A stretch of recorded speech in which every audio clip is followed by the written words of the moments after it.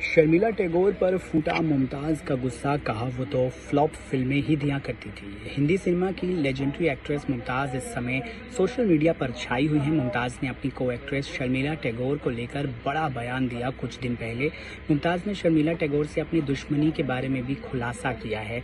मुमताज़ ने इस बात से साफ इनकार किया कि शर्मिला टैगोर के साथ उनकी कोई भी दुश्मनी थी।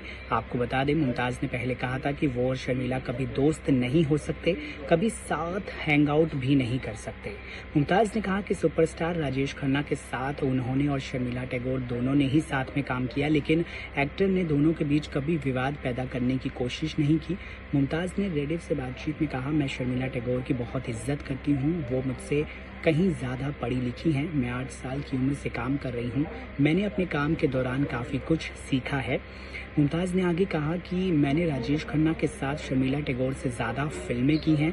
ये भगवान की ही मर्ज़ी थी कि काका के साथ मेरी कोई फिल्म फ्लॉप नहीं हुई, जबकि शर्मिला टैगोर की फिल्म राजेश खन्ना के साथ फ्लॉप रही थी। मुमताज़ ने कहा, राजेश खन्ना ने हम दोनों एक्ट्रेसेस के साथ काम किया, लेकिन कभी भी उन्होंने मधुबाला 9 साल तक बिस्तर पर ही रही, बेदर्द रहा अभिनेत्री का आखिरी वक्त। जी हाँ, हिंदी सिनेमा की सबसे मशहूर अभिनेत्री मधुबाला की अदाकारी का हर कोई दीवाना था।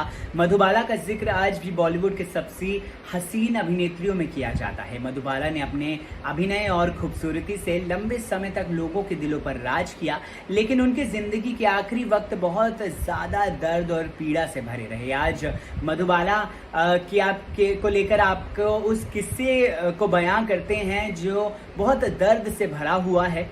मधुबाला का जन्म 14 फरवरी 1933 को हुआ था। मधुबाला के बचपन का नाम मुमताज जहां दहलवी था। मधुबाला के जन्म से ही उनके दिल में छेद था और फेफड़ों में भी परेशानी थी। वो बाहर से जितना खुश रहती थी, अंदर से वो उतनी ही तकलीफ में रहती थी। मधुबाला बचपन से ही एक्ट्रेस बनना चाहती थी। इस सपने को उन्होंने कड़ी मेहनत के साथ पूरा किया। महज 9 साल की उम्र में ही मधुबाला सिनेमा इंडस्ट्री में दाखिल हो चुकी थी। 14 साल की उम्र में मधुबाला को उनका पहला ब्रेक फिल्म बसंत में मिला। इसके बाद उनकी फिल्म किस्मत चमकी और फिल्म महल ने स्टार बना दिया। महज 15 साल की थी मधुबाला। इसके बाद मधुबाला ने कभी पीछे मुड़कर देखा ही नहीं। उन्होंने बैक टू बैक कई सुपरहिट फिल्में की। उनकी लोकप्रियता इस कदर बढ़ गई थी कि हॉलीवुड के मशहूर निर्देशक फ्रैंक कापरा उन्हें अपनी फिल्म में कास्ट करना चाहते थे। हालांकि मधुबाला इसके लिए कभी भी राजी नहीं हुई। इस दौरान मधुबाला की बचपन की बीमारी एक बार फिर उभरी और दिल की बीमारी के साथ साथ उन्हें कई और बीमारियों ने जकड़ लिया। मधुबाला फेफड़ों की समस्या के होने के चलते खून की उल्टियां करने लगी थी। साल 1954 में फिल्म चालाक की शूटिंग के दौरान मधुबाला ने खून की उल्टियां करने लगी। डॉक्टरों ने उन्हें आराम करने को कहा, लेकिन उन्होंने फिर भी काम जारी रखा।